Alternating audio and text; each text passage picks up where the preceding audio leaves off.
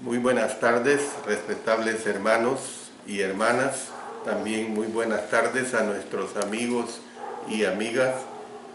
Gracias doy a nuestro Dios porque una vez más estoy con ustedes para presentar el mensaje de Dios. Antes que todo, quiero que nos dirijamos en oración para posteriormente, como siempre lo hago, dar las indicaciones generales. Oremos. Padre Celestial, gracias de nuevo te damos porque estamos presentando el mensaje de Dios, el mensaje que edifica. Permite que una vez más me dirijas a través del Espíritu Santo, que presente un mensaje claro, un mensaje sencillo. Gracias por todo, Señor. En el nombre de nuestro Señor Jesucristo. Amén. Amén. Como ustedes saben, estamos en el libro de Job, Eclesiastés. Lo he unido así porque ya les he indicado que ambos libros tratan de cuál es el significado de la vida. Antes que todo, quiero dar una aclaración. El día de ayer era la lección número 55, pero lamentablemente no tuvimos internet. Esa fue la razón por la cual no se transmitió. De manera pues que ahora voy a dar ese mensaje, lección número 55. Estamos estudiando el tema ¿será culpa de Dios? En la lección número 54 vimos ya la primera parte, será culpa de Dios, y está basado en los capítulos 13, 14, 16, 17, 19 y 21.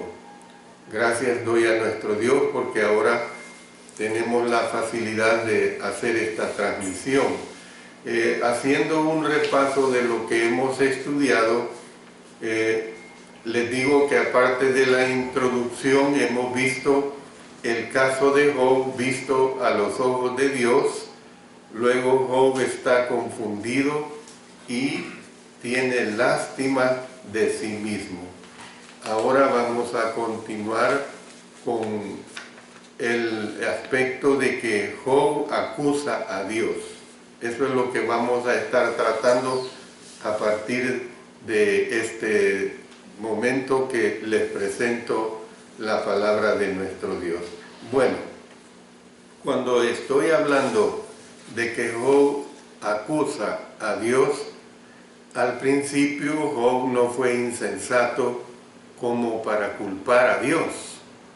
En todo esto no pecó Job ni atribuyó a Dios despropósito alguno. Ya lo hemos visto esto en el verso 22 del capítulo 1.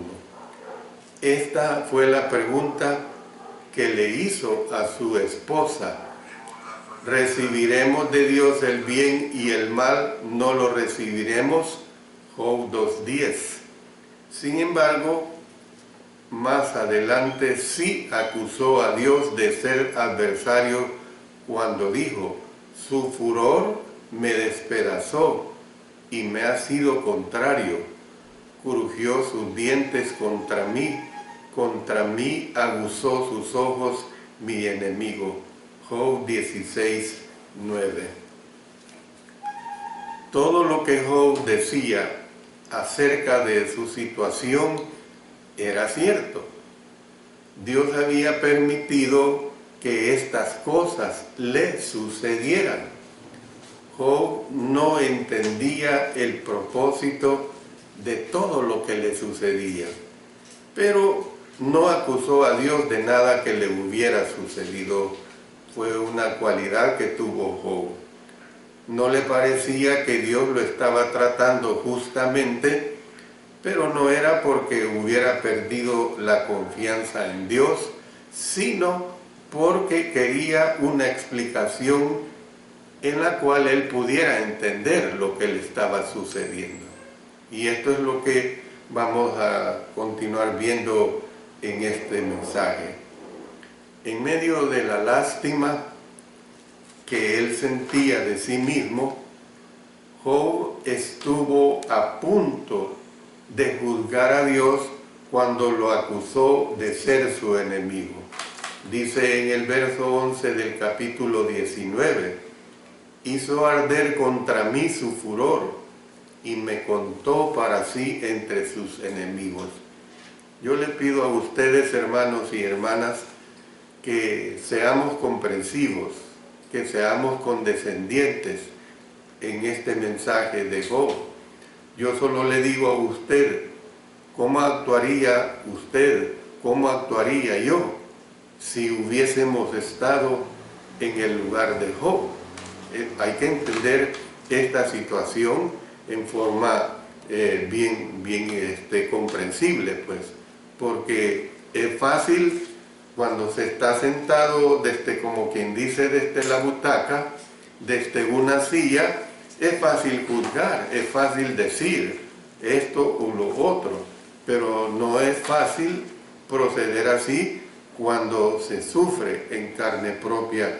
Es una situación tan embarazosa como la situación de Job. El profeta Jeremías tuvo sentimientos similares cuando dijo, leamos Jeremías 12:1, justo eres tú, oh Jehová, para que yo dispute contigo. Sin embargo, alegaré mi causa ante ti. ¿Por qué es prosperado el camino de los impíos y tienen bien todos los que se portan deslealmente? También Habacuc reconocía la santidad y el poder de Dios, que era santo y poderoso. Leamos en Habacuc 1, versos 12 y 13. ¿No eres tú desde el principio, oh Jehová, Dios mío, santo mío? No moriremos, oh Jehová, para juicio lo pusiste, y tú, oh roca, lo fundaste para castigar. Muy limpio eres de ojos para ver el mal, ni puedes ver el agravio. ¿Por qué ves a los menospreciadores y callas cuando destruye el impío al más justo que él? Entonces, es por ello que no entendía Job cómo Dios le permitía a un pueblo más impío que el suyo castigar a su propio pueblo. En el caso también de Habacuc, en el caso también de Jeremías. Estos hombres no acusaban a Dios, ni lo culpaban de injusticia.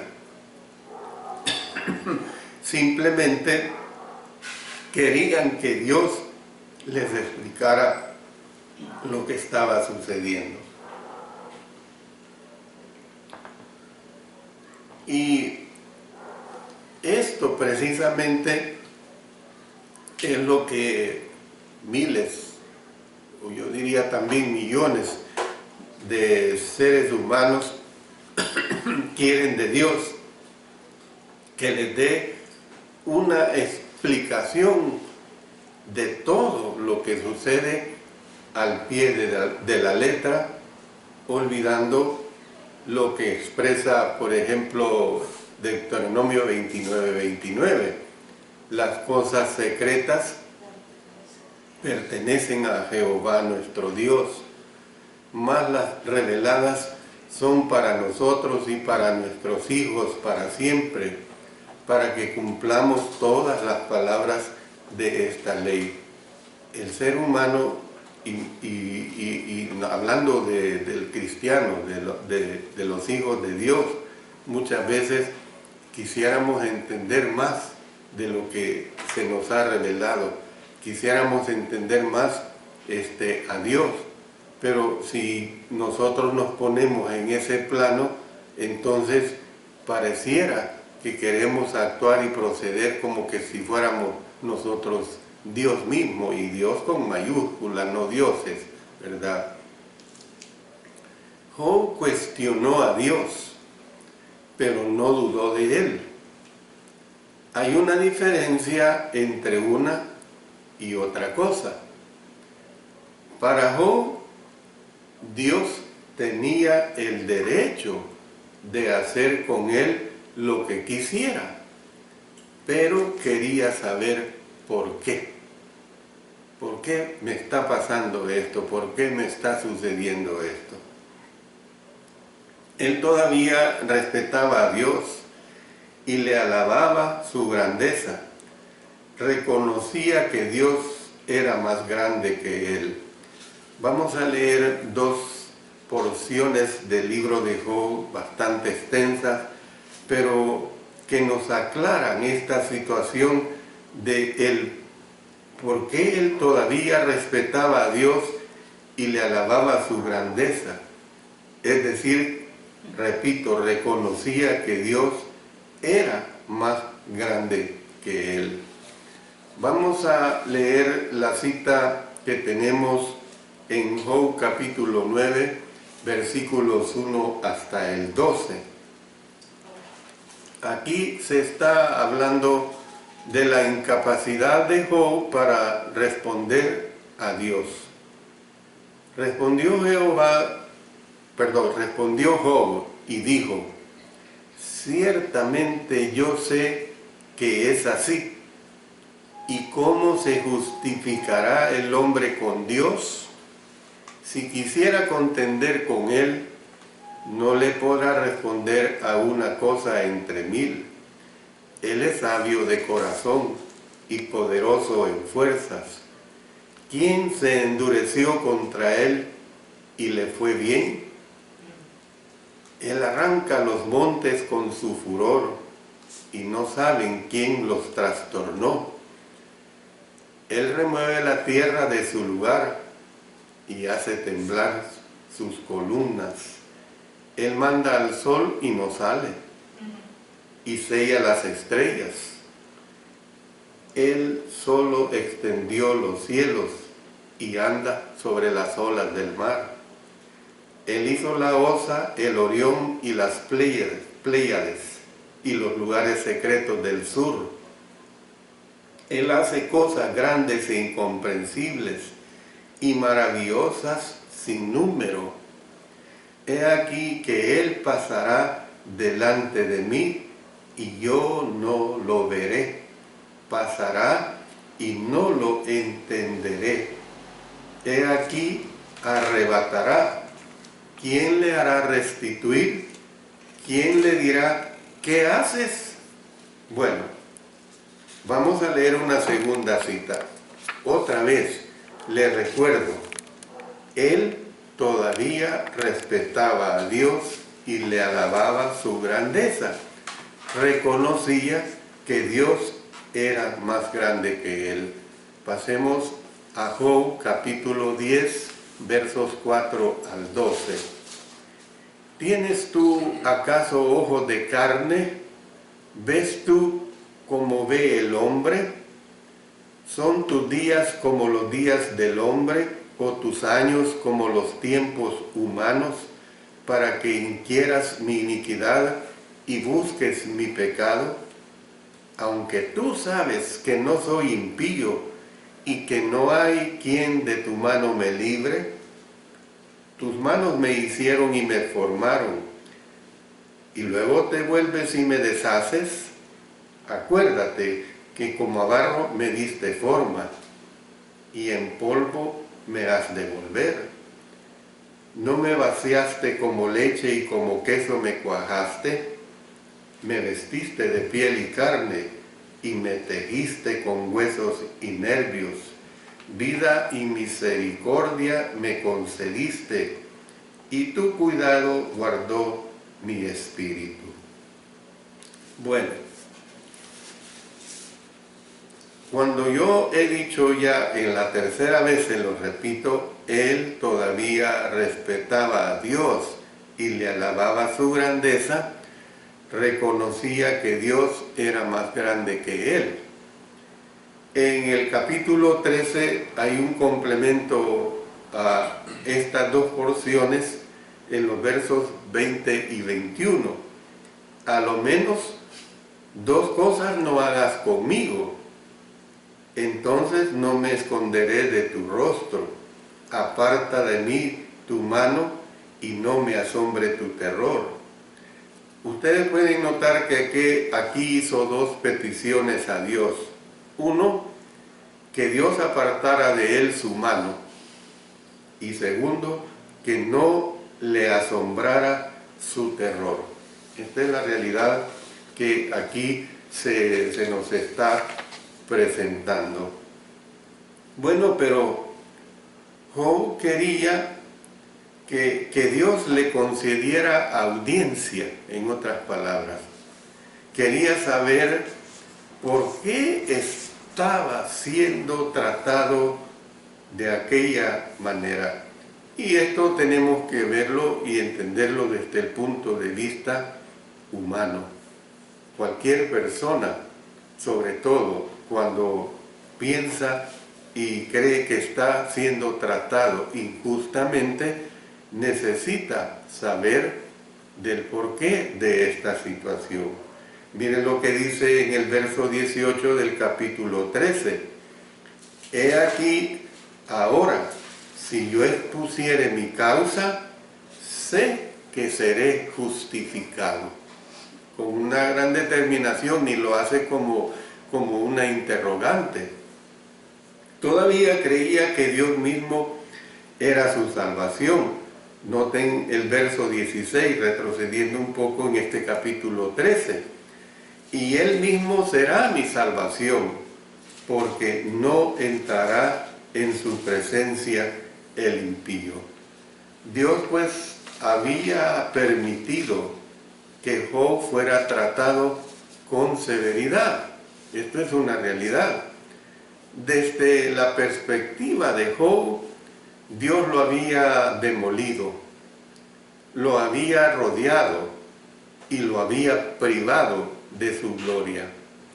Él estaba dispuesto a soportarlo si tan solo conociera la razón del por qué estaba en tales condiciones.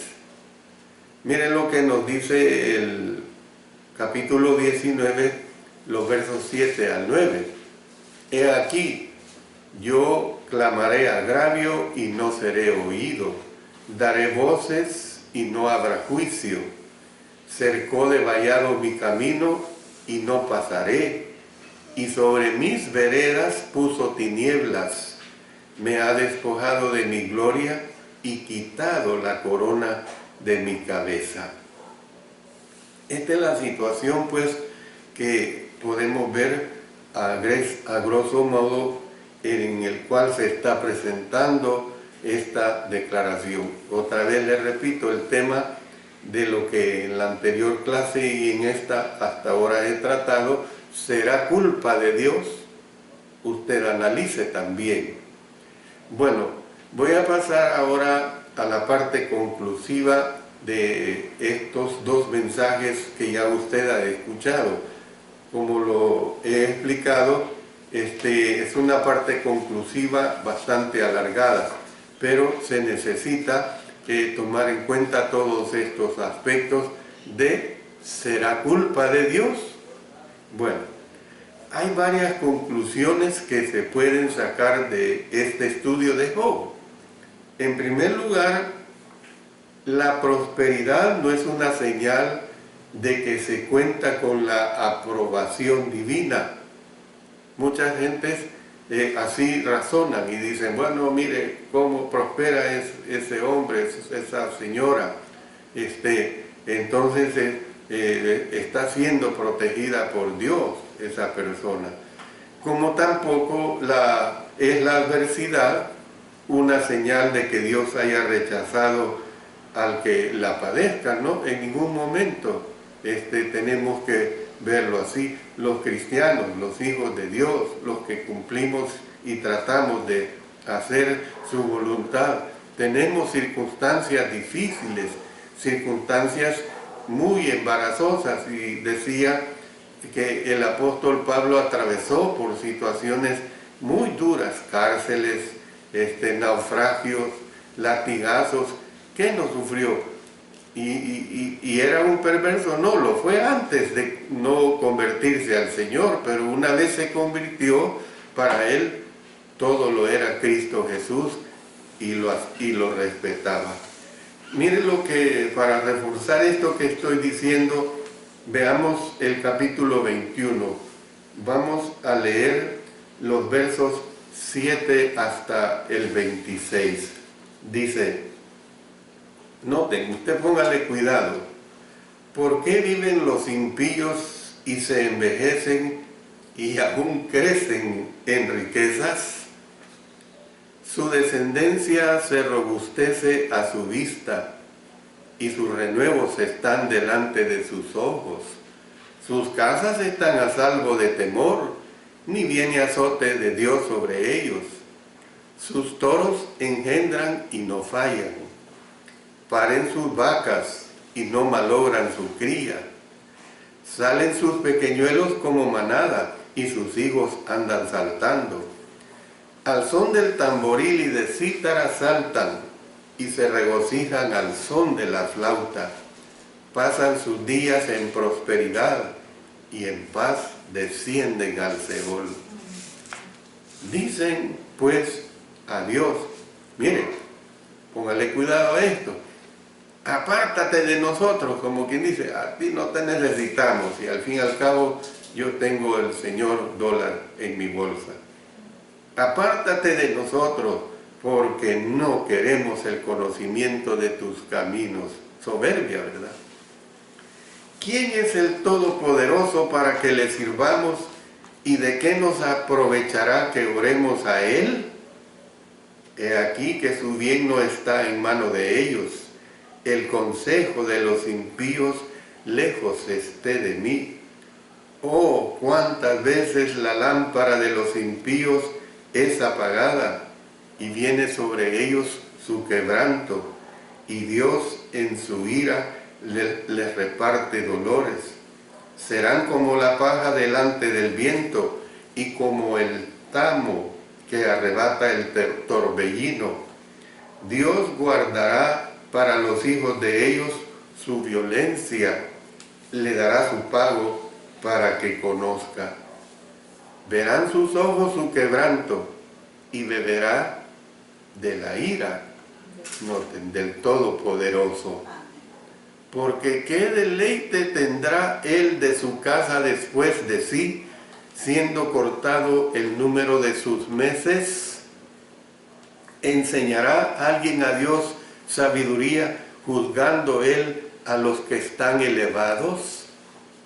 Este morirá en el vigor de su hermosura, todo quieto y pacífico. Sus vasijas estarán llenas de leche y sus huesos serán regados de tuétano. Y este otro morirá en amargura de ánimo y sin haber comido jamás con gusto. Igualmente yacerán ellos en el polvo y gusanos los cubrirán. Bueno, decía, pues le repito, en primer lugar, la prosperidad no es una señal de que se cuenta con la aprobación divina, como tampoco es la adversidad una señal de que Dios haya rechazado al que la padezca. El hecho de que alguien sufra o que, por el contrario, prospere, es un testimonio de que las leyes naturales de Dios no fallan. Esa es una realidad muy, muy, muy clara. En segundo lugar, la justicia demanda que algún día se tenga que dar cuenta, aun cuando esto no sea aparente en el momento presente. Usted, hermano, hermanas, puede ver esta situación de preguntarse por qué no existe una justicia, la justicia de acuerdo a lo bueno, la justicia por supuesto de acuerdo a lo malo, porque esa es la justicia sobre esta persona. Bueno, Job llegó a la conclusión de que a los inicuos les llegaría la justicia de Dios al final, aunque en el presente pareciera que les va mejor que al justo. Vamos a pasar a Job. Busque el capítulo 21, leamos los versos 17 hasta el 30. Mire lo que dice: oh, cuántas veces la lámpara de los impíos es apagada y viene sobre ellos su quebranto, y Dios en su ira les reparte dolores. Serán como la paja delante del viento y como el tamo que arrebata el torbellino. Dios guardará para los hijos de ellos su violencia, le dará su pago para que conozca, verán sus ojos su quebranto y beberá de la ira del Todopoderoso, porque ¿qué deleite tendrá él de su casa después de sí, siendo cortado el número de sus meses? ¿Enseñará alguien a Dios sabiduría, juzgando él a los que están elevados? Este morirá en el vigor de su hermosura, todo quieto y pacífico. Sus vasijas estarán llenas de leche y sus huesos serán regados de tuétanos. Y este otro, noten, morirá en amargura de ánimo y sin haber comido jamás con gusto. Igualmente yacerán ellos en el polvo y gusanos los cubrirán. He aquí, yo conozco vuestros pensamientos y las imaginaciones que contra mí forjáis, porque decís: ¿qué hay de la casa del príncipe y qué de la tienda de las moradas de los impíos? ¿No habéis preguntado a los que pasan por los caminos y no habéis conocido su respuesta, que el malo es preservado en el día de la destrucción? Guardado será en el día de la ira. Bueno, cuando vemos esta situación, es bien clara. Por eso estoy diciendo en esta segunda aclaración que la justicia demanda que algún día se tenga que dar cuenta, aun cuando esto no sea aparente en el momento presente. Dios no salda todas las cuentas en esta vida, hermanos y hermanas. Esa es una realidad. Él sabe cómo ponerlas a derecho, de modo que cierren perfectamente. Así que yo le digo a usted, mi estimado hermano, mi estimada hermana, confíe en que Él se encargará de saldar cuentas. Esa es la realidad. Mire lo que dice el apóstol Pablo en el capítulo 12, versos 17 hasta el 21. No paguéis a nadie mal por mal. Procurad lo bueno delante de todos los hombres. Si es posible, en cuanto dependa de vosotros, estad en paz con todos los hombres. No os venguéis vosotros mismos, amados míos, sino dejad lugar a la ira de Dios, porque escrito está: mía es la venganza, yo pagaré, dice el Señor. Así que, si tu enemigo tuviere hambre, dale de comer, si tuviere sed, dale de beber, pues haciendo esto, ascuas de fuego amontonarás sobre tu cabeza. No seas vencido de lo malo, sino vence con el bien el mal. Dios, hermanos y hermanas, tiene paciencia y espera que los inicuos se arrepientan y se vuelvan a Él. Dice el apóstol Pedro en su segunda carta, capítulo 3, verso 9.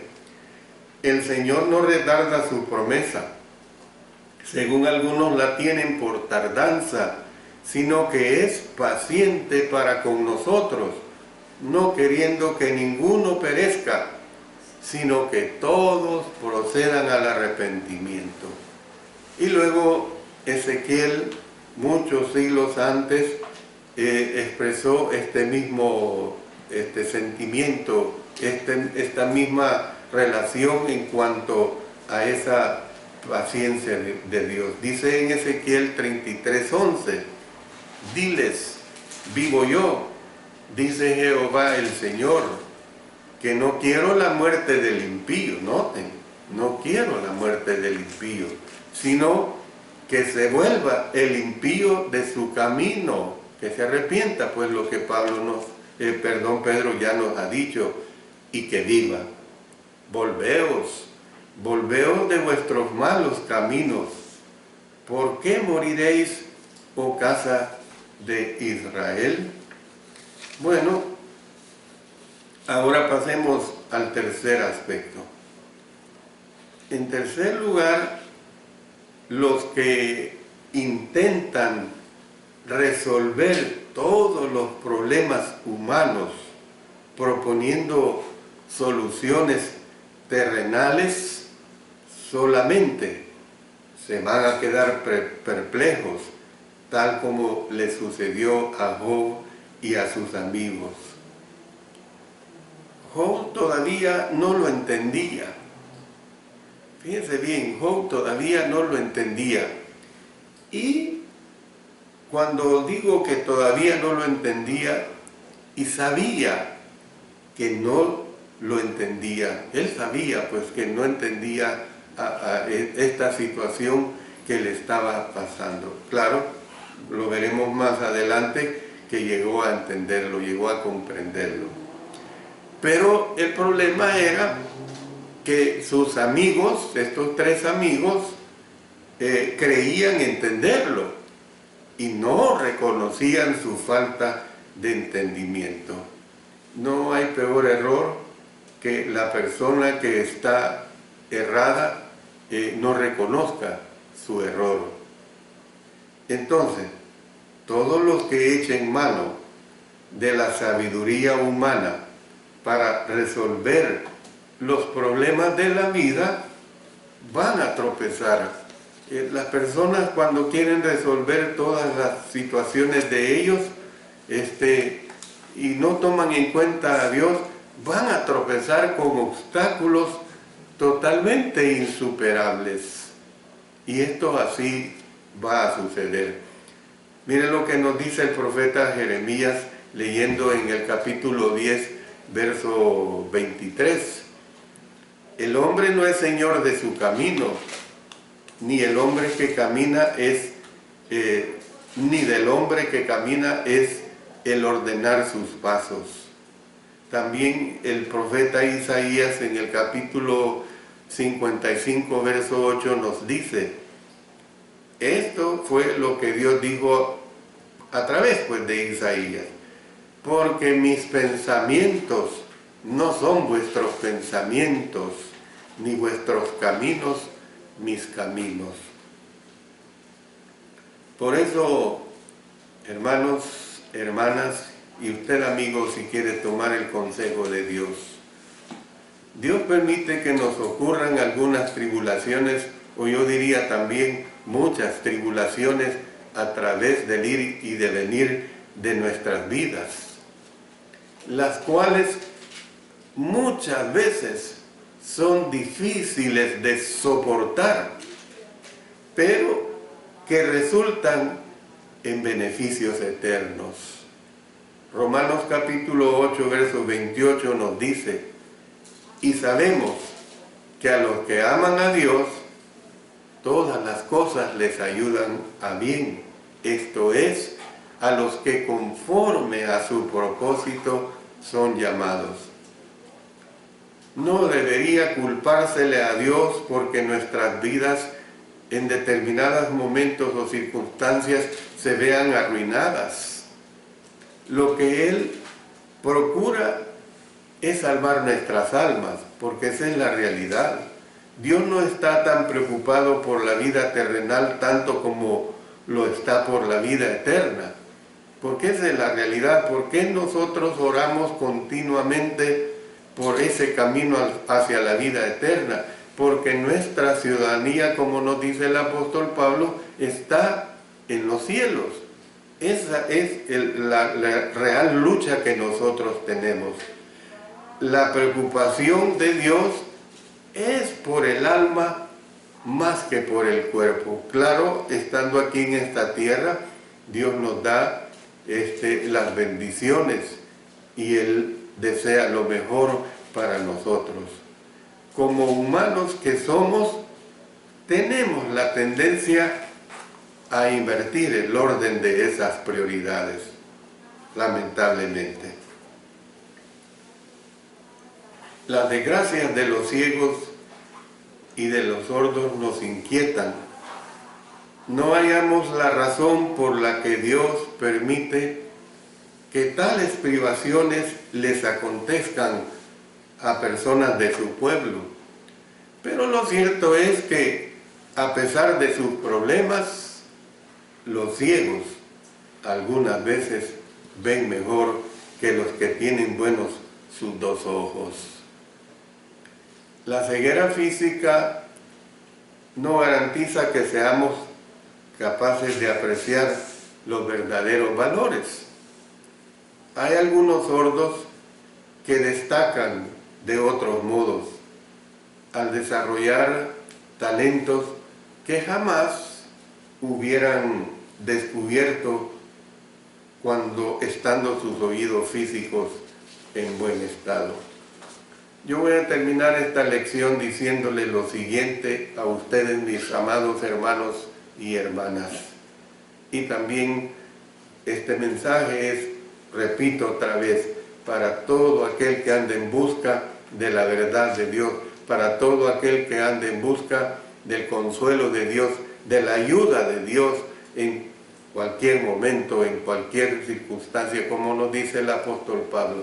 He aprendido a estar contento, cualesquiera que sea mi circunstancia. Por cierto, el día de mañana, en el estudio que doy los días lunes, voy a comenzar a tratar más a profundidad sobre esta declaración que nos dijo el apóstol Pablo.